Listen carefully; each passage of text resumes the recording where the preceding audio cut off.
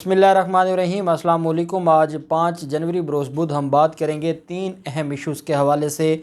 Supreme court में जज की तकर्री के हवाले से कल बड़ा अहम इजलास है और उसके ऊपर पाकिस्तान बार कौंसिल और सुप्रीम कोर्ट बार एसोसिएशन की तरफ से भी एक धमकी आई है और वो धमकी एहतजाज की सूरत में है।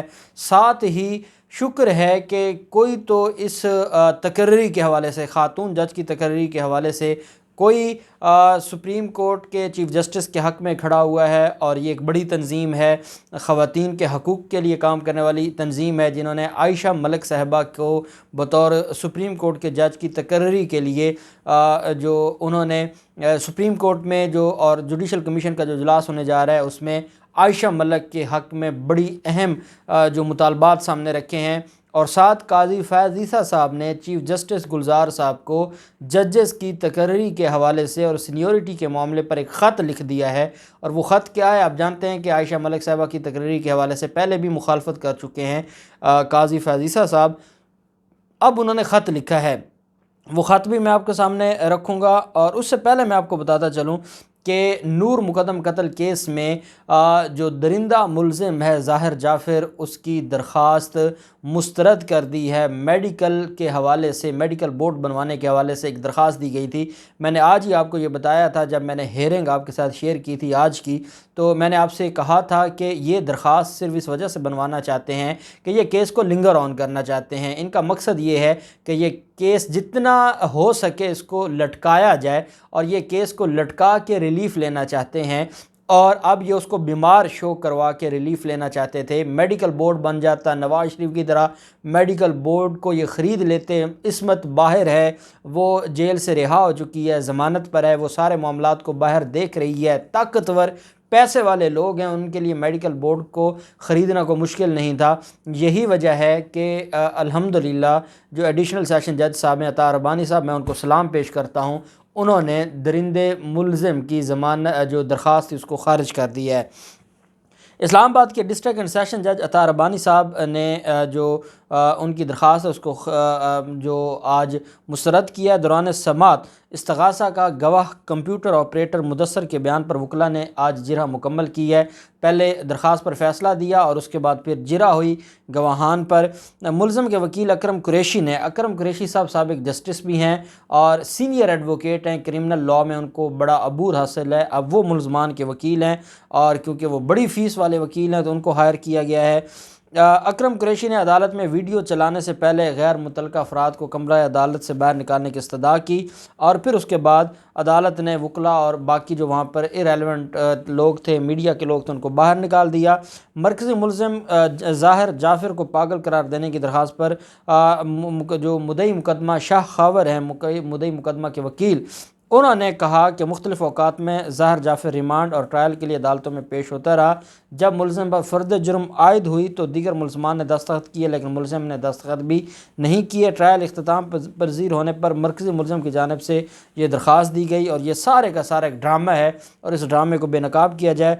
बाद अज़ां अदालत ने फ़ैसला सुनाते हुए मरकज़ी मुलज़िम के ज़हनी मरीज़ होने का जायज़ा लेने के लिए मेडिकल बोर्ड तश्कील देने की दरख्वास्त को मुस्तरद कर दिया और नूर मुकदम कत्ल केस की समात 15 जनवरी तक मुलतवी कर दी और 15 जनवरी को मज़ीद गवाहान को तलब कर लिया है अदालत ने। और अदालत ने कहा है कि ये जो मामला है इस पर मज़ीद जो गवाहान है, क्योंकि इस पर काफ़ी हद तक गवाहान अपना बयान कलमबंद करवा चुके हैं, 6 हफ़्तों का मज़ीद टाइम मिला था। 28 दिसंबर को ख़त्म हो रही थी इस अदालत के पास जो डायरेक्शन थी इस्लामाबाद हाई कोर्ट की और 3 माह में केस को डिसाइड करना था, 2 माह में।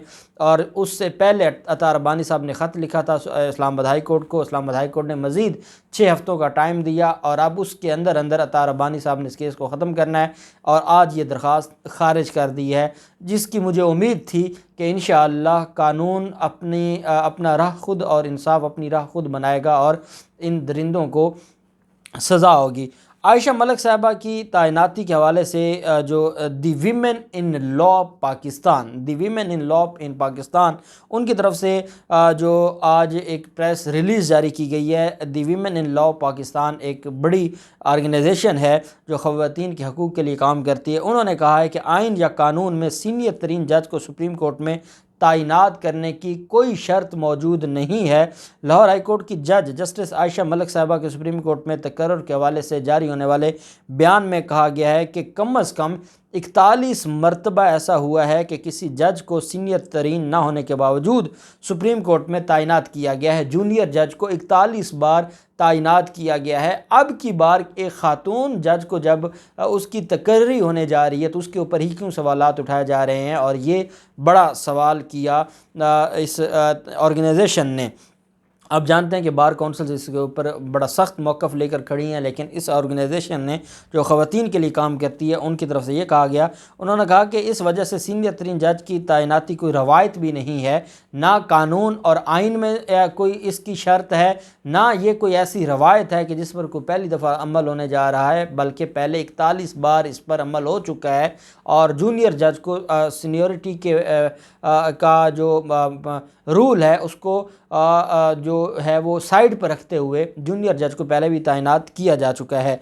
सीनियरिटी बार के कुछ मेंबरान का मुतालबा है, ताहम इसकी कोई कानूनी बुनियाद नहीं है, ये कहना था उस ऑर्गेनाइजेशन का। बयान में कहा गया कि आईन पाकिस्तान के आर्टिकल 175A(3) का हवाला दिया गया, जिसमें सिर्फ चीफ जस्टिस ऑफ पाकिस्तान की तकर्री के लिए सीनियरिटी की बात की गई। इसके अलावा किसी की तकर्री के लिए सीनियरिटी की बात नहीं की गई। उन्होंने कहा कि आर्टिकल 177 सब आर्टिकल 2 के मुताबिक सुप्रीम कोर्ट का जज बनने के लिए पाकिस्तान का शहरी और 5 साल तक हाई कोर्ट का जज या 15 साल तक हाई कोर्ट का एडवोकेट होना ज़रूरी है। बयान के मुताबिक आर्टिकल 177 में सुप्रीम कोर्ट में तैनाती की शराइत में सीनियर तरीन के अल्फाज ना होने का मतलब यह है कि सुप्रीम कोर्ट में तैनाती के लिए हाई कोर्ट के जज का सीनियर तरीन होना ज़रूरी नहीं है। वीमेन इन लॉ पाकिस्तान ने अपने बयान में कहा कि सीनियरिटी को एक अबूरी इक़दाम के तौर पर इख्तियार करने से मज़ीद शफाफियत और बेहतर नुमाइंदगी के लिए ज़रूरी मजमूई इस्लाहात की बहस में ये रुकावट आएगी और इस वजह से ये नहीं होना चाहिए। उन्होंने ये कहा कि जो सुप्रीम कोर्ट ऑफ पाकिस्तान के लिए जो जजेस की तैनाती का मामला है और जो कल इजलास हो रहा है, हम उम्मीद करते हैं कि चीफ जस्टिस गुलजार साहब की सरबराही में जो जुडिशल कमीशन ऑफ पाकिस्तान का इजलास हो रहा है उसमें अटारनी जनरल साहब, वजारत कानून जस्टिस उमर अता बंदयाल साहब ये पहले ही चाहते हैं कि ख़ातून जज को और पाकिस्तान की तारीख़ बदली जाए और ख़ातून जज को सुप्रीम कोर्ट में लाया जाए। तो अब उन्होंने मुतालबा किया है कि सीनियरिटी का वावेला मचाने वाले सिर्फ़ और सिर्फ अपने मफादात की बात कर रहे हैं। सीनियरिटी ना आइन में लिखा है, ना कानून में लिखा है और ना ही ये रवायत है। पहले 41 दफ़ा जूनियर जज आ चुके हैं सुप्रीम कोर्ट में। पाकिस्तान बार कौंसिल ने पहले स्ट्राइक अनाउंस की थी 6 जनवरी की पूरे पाकिस्तान में, क्योंकि कल इजलास होने जा रहा है जुडिशल कमीशन ऑफ पाकिस्तान का और एहतजाज किया जा रहा है कि क्यों सीनियरिटी को छोड़कर 5वें नंबर से 4थे नंबर से आयशा मलिक साहिबा को उठाकर सुप्रीम कोर्ट लेके जा रहे हैं। और दूसरी दफ़ा ये उनके हवाले से डिस्कशन होगी, उनकी तकर्री के हवाले से। दूसरी तरफ सुप्रीम कोर्ट बार एसोसिएशन ने भी अनाउंस कर दिया। सुप्रीम कोर्ट बार एसोसिएशन के सदर आप जानते हैं एहसन भून साहब हैं, उन्होंने भी अनाउंस किया है कल स्ट्राइक, पूरे पाकिस्तान में कल स्ट्राइक होगी वकला की और वकला अदालतों में पेश नहीं होंगे। वकला बार कौंसिल्स जो आम प्रोफेशनल वकील हैं हमारे जैसे, वो अदालतों में पेश होते हैं और रूटीन के साथ अपने जो रोज़मर्रा काम है वो करते हैं, लेकिन एक तरह से ये स्ट्राइक अनाउंस की गई है। फिर काजी फ़ाज़ ईसा साहब ने एक ख़त लिखा है और ये जो 6 जनवरी को एक अहम इजलास होने जा रहा है उससे पहले ये ख़त लिखा गया है और chief judicial commission of Pakistan के रुकन जस्टिस काजी फ़ाज़ ईसा साहब ने chief justice of Pakistan justice Gulzar Ahmed को मशवरा दिया है कि वो पहले सुप्रीम कोर्ट में तकर्री के लिए जजों की नामजदगी का तरीक़ाकार तय करें और फिर 6 जनवरी को होने वाले कमीशन के इजलास में लाहौर हाई कोर्ट की जज आयशा मलिक की तरक्की पर गौर करें। जस्टिस काजी फ़ाज़ ईसा साहब ने कमीशन के तयशुदा इजलास से 2 रोज़ कबल ये ख़त लिखा था। चीफ जस्टिस ऑफ पाकिस्तान को 2 सफ़ात पर मुश्तमिल ये ख़त था, जिसमें कहा गया कि एक बार नामजदगी और इंतखाब के तरीक़ाकार का तयन हो जाने के बाद इससे इन बदगुमानियों को दूर करने में मदद मिलेगी कि इंतखाब के अमल में मनमानियाँ असरअंदाज हो रही हैं। काजी फ़ाज़ ईसा साहब भी शायद जो पाकिस्तान बार कौंसिल का मुतालबा है कि आप अगले चीफ़ जस्टिस को आने दें और चीफ़ जस्टिस गुलजार साहब अपने होते हुए ये तकर्री करके ना जाएं, क्योंकि उनका आखिरी महीना है, तो नए चीफ़ जस्टिस को मौका दिया जाए। तो शायद काजी फायज़ साहब के ख़त के पीछे भी यही वजह हो कि ये मामला लटक जाए। और काजी फायज़ साहब ने ये फरमाया है कि आप पहले तरीक़ाकार वज़ा कर लें। मैं काजी फायज़ साहब को बड़े अदब से ये गुजारिश करूँगा कि हुज़ूर जिस चीज़ के लिए आइन ने तरीक़ाकार वज़ा कर दिया है, कानून ने, जब आइन और कानून बन रहा था और लेजिस्लेशन ने ये मुनासिब नहीं समझा कि सीनियरिटी की शर्त लगाई जाए, तो फिर और कौन उसको छेड़ सकता है और कौन उसके ऊपर तरीक़ाकार वज़ा कर सकता है। और फिर रवायत की बात की जाए तो वो भी क्लियर है, 41 दफ़ा पहले ये रवायत बन चुकी है। अब इसमें जो हैं अपने काजी फायज़ साहब, उन्होंने कहा कि ये जो मामला है बदगुमानियाँ दूर हो सकती हैं। और उन्होंने कहा कि जो हाई कोर्ट की सीनियरिटी लिस्ट में चौथे नंबर पर मौजूद आयशा मलिक साहिबा की तकर्री है, उससे पहले आप ये सारा मामला देख सकें।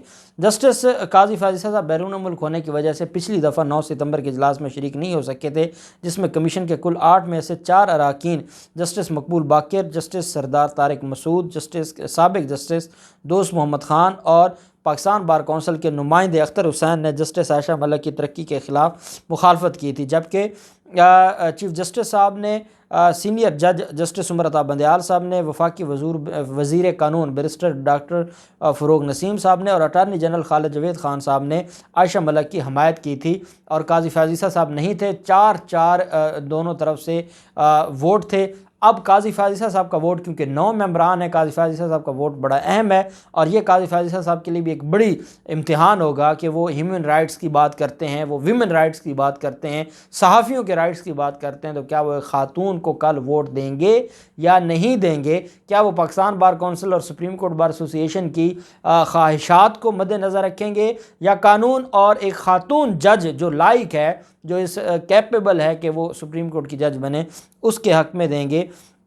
जस्टिस काजी फायज़ साहब ने ख़त में आइन के आर्टिकल 175A सब आर्टिकल 4 पर रोशनी डाली है, जिसमें कहा गया कि जुडिशल कमीशन ऑफ पाकिस्तान को सुप्रीम कोर्ट में जजों की तैनाती के तरीक़ाकार को रेगुलेट करने के लिए कवानीन बनाने चाहिए। ख़त में ज़ोर दिया गया कि तरीक़ाकार को रेगुलेट करने के लिए कवानीन बनाने के लिए कमीशन को आइन के हुक्म से बाहर काम करने की इजाज़त नहीं दी गई। ख़त में कहा गया कि judicial commission of Pakistan rules 2010 के रूल 3 का मतलब सिर्फ ये था कि नामज़द अफराद को मुतल्लिका चीफ़ जस्टिस के ज़रिए आगे बढ़ाया जाए, ये नहीं कि अकेले चीफ़ जस्टिस ही नामज़दगी कर सकते हैं।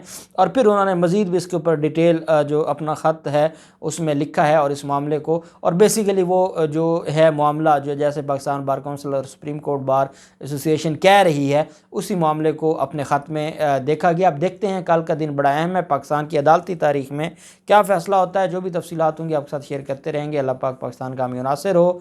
बहुत शुक्रिया। अल्लाह हाफिज़। पाकिस्तान जिंदाबाद।